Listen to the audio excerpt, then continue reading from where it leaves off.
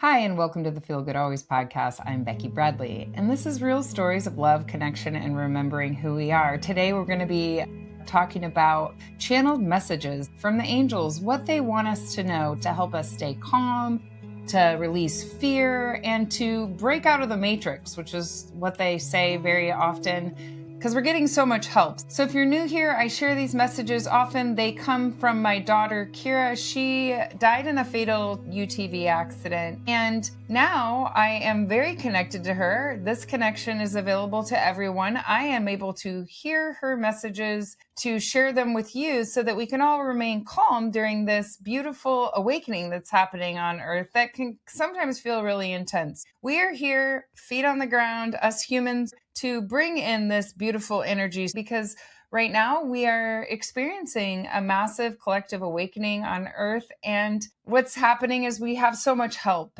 and I'm just here bringing these messages to you through my own lived experience, really being awake in the dream, I like to say a lot of the times, and just this guidance that helps us stay grounded and calm and aligned in a changing world. In today's episode, this is her channel transmission from my daughter Keira and all the beautiful beings that are helping bring this to us. This message speaks to letting go of fear, staying calm, and really breaking apart the matrix. It's really just questioning belief systems. But most of all, this is the Feel Good Always podcast, and it's all about feeling good in each moment because we're right here and right now and staying calm. And I know that this podcast is going to help you stay calm. It's going to give you something that you need, even if it's just this deep frequency of knowing that these messages are coming to us from another dimension and that they're reaching us. And it's just so mind-blowingly beautiful. So if you're new here, I'm really glad you found your way to this space.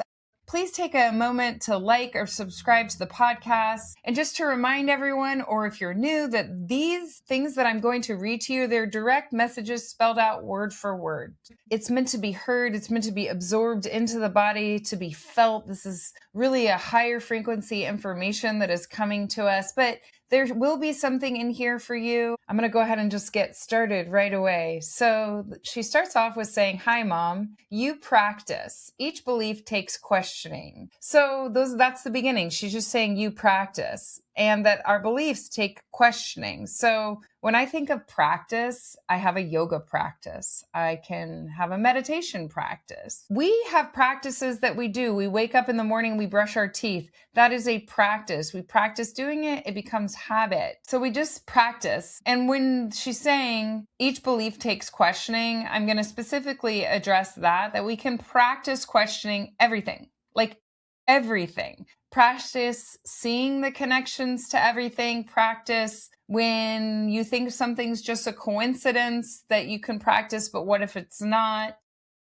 I know that I have experienced a massive awakening since my daughter died, experiencing thousands and thousands and thousands of synchronicity, that I'm very used to it now. It can be that I can have a thought and the thought will appear in front of me a minute later, and then somebody will message me about the same thought. And when I have thoughts, it will come in from everywhere.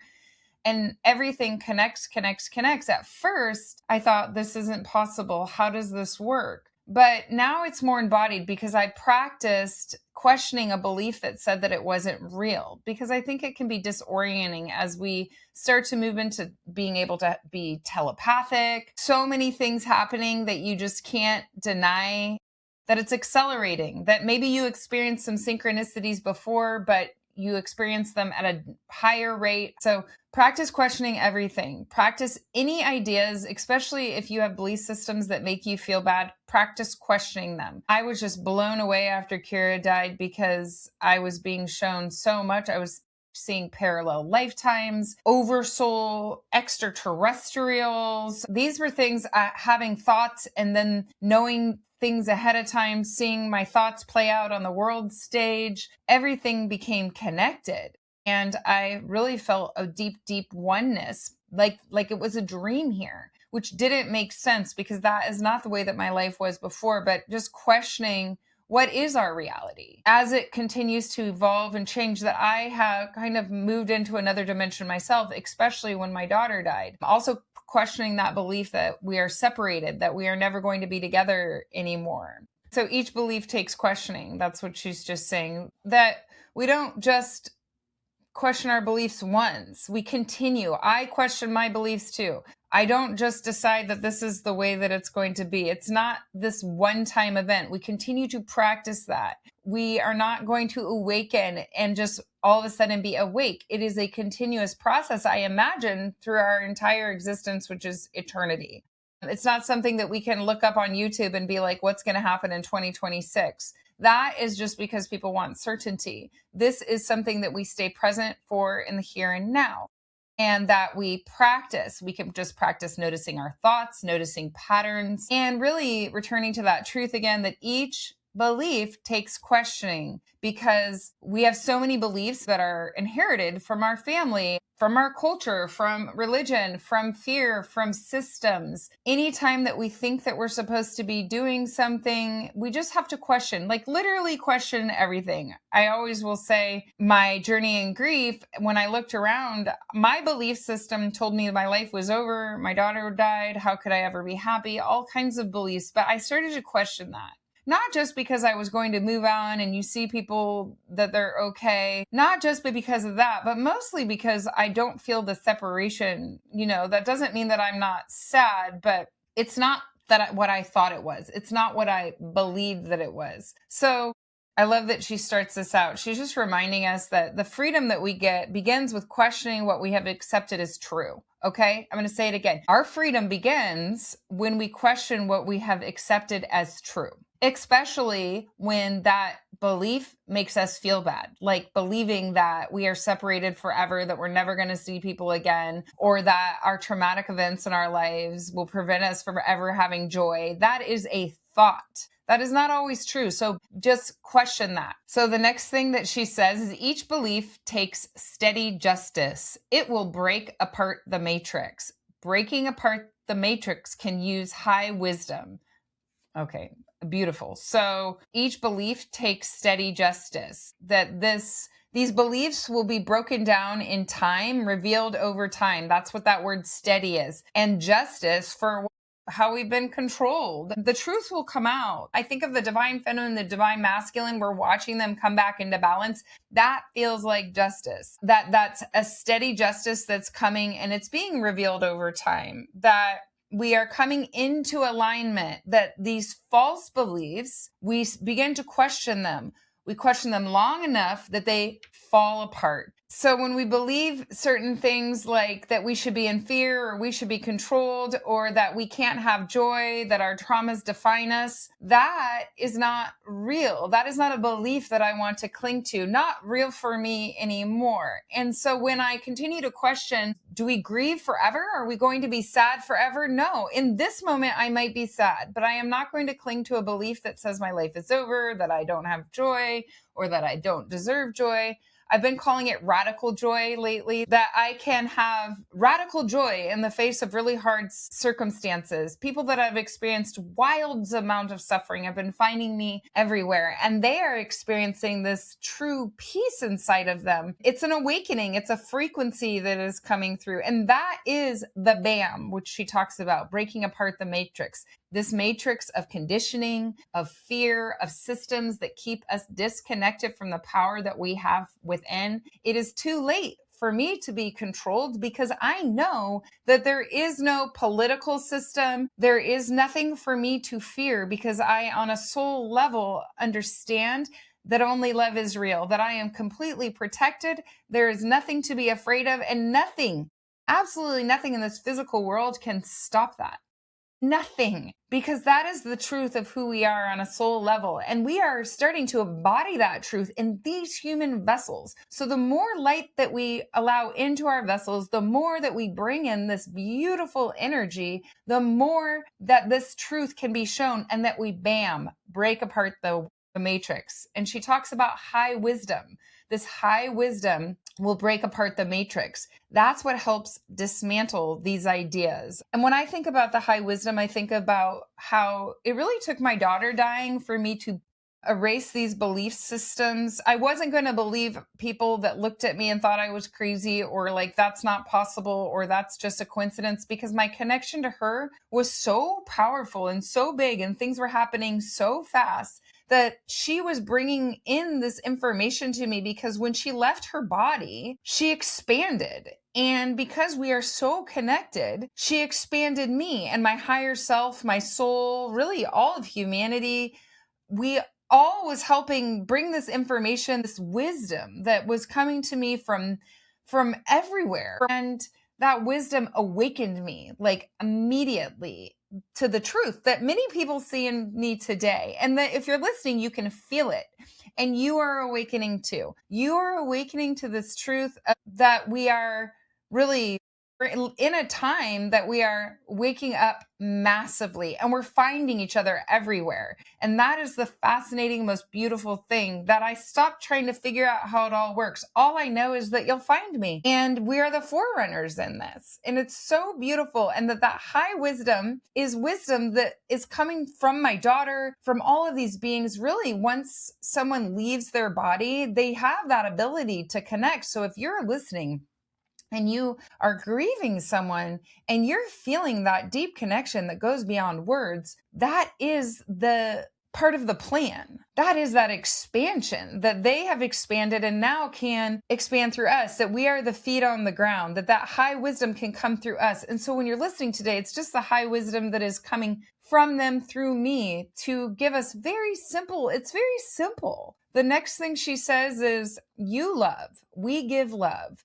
Feed more joy, calm. So it's just this reminder. You love, we give love, feed more joy, calm. It's co-creation, that we do this together with all of these beings, that we're not separate from them. We're walking around in human bodies. Maybe they've left their bodies. Maybe they never were even here on earth, but there's so much help. They give us the love, we feel it, and we bring it here in the physical world. Bring that love from beyond the veil to us. And there's so much support that is meeting us constantly, and that we continue to have this support, and that it's only expanding our ability to connect, and the awareness on a mass level of people understanding this, not just people that have experienced this or woo-woo people, but everybody understanding this. And so she says, feed more joy, right? That's the constant message, feeding more joy, more calm. That word calm, it comes through as one of the highest tools that we can use, that we can stay calm, even in the midst of things seemingly burning down around us, that calmness is a power. That calmness, that joy, feeling joy, radical joy in the face of maybe a world that tells you that you can't be happy, that you shouldn't be, that you should feel guilty for your happiness because others are suffering. No, we're not going to do that anymore. And I love these next lines. We ask, but wonder and awe is feel, feed a rustic image. Wonder and awe, those things, they shift our consciousness. Like seriously, they take us out of control or being controlled or thinking that we can control things, and they bring us back into presence, to the here and now, which is all that we ever have. Watching the birds, the leaves on the tree, the clouds, just being like super present wherever you are. One of the things I've been doing lately is just really with my eyes wide open, my heart wide open, just being in awe of everything. I mean, in awe of the human body, in awe of the trees, the clouds. Just the basic experience of being human is wild. And that we just stay in wonder and awe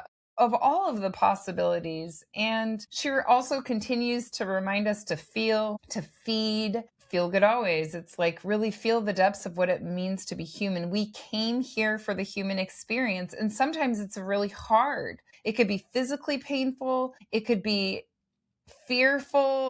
It could be emotionally painful, sad, depressing, ecstatic, all kinds of emotions. We came here for all of it, not just a piece of it, to feel the vastness of what it means to be human, and that to continue to feel it, to not suppress it, to allow yourself to feel, and to continue to bring in more joy, and to know that anything is possible. And she always says feed, and really she just means giving that energy, that beautiful energy everywhere you go, the energy that you carry. You don't even have to do anything. You just carry it. And for me, that's carrying the feel good always, carrying the joy. I love this next line, feed a rustic image. If you're able to comment on YouTube or on Spotify, I don't know what this completely means, but it feels like nature, like simplicity, like grounded beauty. Feed a rustic image. So like trees, dirt, roads, old barns, mountains, oceans, just thinking about like this pure essence of being. That's what I see, but maybe you see something else. Just the natural world is always reminding us how beautiful, how nature continues the cycle of birth and rebirth.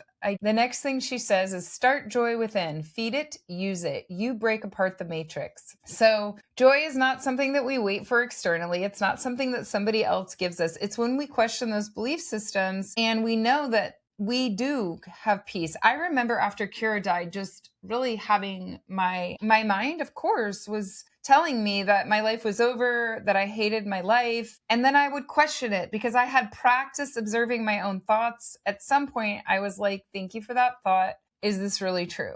Do you really hate your life? Or, oh, that's that thought again. So we have to know that bringing in more joy, even if it's only 10 minutes a week or 20 minutes a week, just it's something that we cultivate within and that it's possible under all circumstances. And we really just have to believe that it's possible, this radical joy. I've had people comment on me and my experience and watching me be joyful and feel good in the face of my child dying has shown them that maybe it is possible. And that's not because I moved on without her. It's because I believed it was possible. And I'm just sharing that, this beautiful radical joy that we can cultivate inner joy. We can stop being controlled by our outer circumstances. We can actually feel joy under any and all circumstances. And that's the constant message that Keira sends me and that all the angels send me. It's that be happy, feel good always, that it is your divine right. And that alone, that belief alone breaks apart the matrix because these systems that we have grown up in, that we live in, they are built on fear, the news cycle, all of that. If you really think about it, we can choose whether or not we want to participate in being constantly sucked into being mad at each other, to being scared, to being afraid, to thinking that the world is a bad place, that people are just getting worse and worse. That is a system built on fear. And we have to go in. We change the world from the inside. And that truly, in this higher dimension, our joy cannot be controlled. It cannot.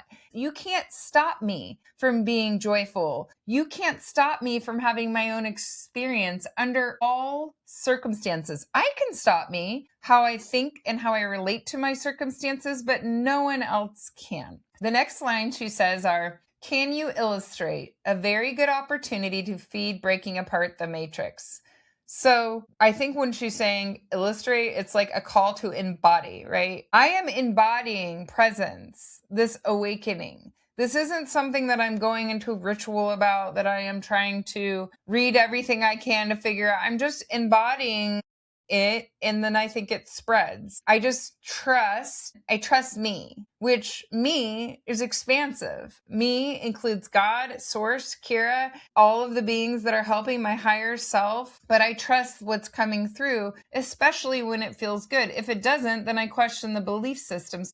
Embodying this new energy, this new frequency, that is really illustrating, showing this very good opportunity to feed breaking apart the matrix, and that we just show another way through how we move, how we speak, how we create, how we love, how we look at each situation, not being afraid to veer off of the path. Every moment we have becomes an opportunity to feed an awakening, our awakening and the collective's awakening. Our life itself can be that illustration of that. Like, I know it. I just know it is done. And that we have moved into this beautiful frequency. I experience it already. It's not out there. It's already happening right now, right here. And she goes on to say, walk your walk. Call UTs. High wisdom can break apart the matrix. We are just getting started. So walk your walk, right? Do what you're doing.